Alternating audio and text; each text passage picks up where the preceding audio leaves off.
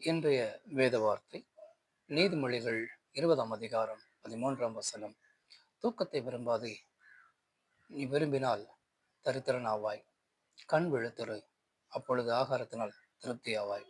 ஆண்டவராக இயேசு கிறிஸ்து சொல்லுகிறார், விழுத்திருங்கள் என்று சொல்லி. அதன் போல ஆண்டவராக இயேசு கிறிஸ்து மரிப்பதற்கு முன்பாக, சிலுவையில் அறையப்படுவதற்கு முன்பாக தன்னுடைய சிஷ்யர்களோடு கூட சொன்ன வார்த்தை, விழித்திருங்கள், 1 மணி நேரமாவது எனக்காக விழித்திருந்து ஜெபிங்கள் என்று சொன்னார். ஆனாலும் அந்த சீஷர்களால் கூடாமல் போயிற்று. பின்பு அதனுடைய விளைவுகள் என்ன? பல விளைவுகளை அவர் சந்திக்க இருந்தது.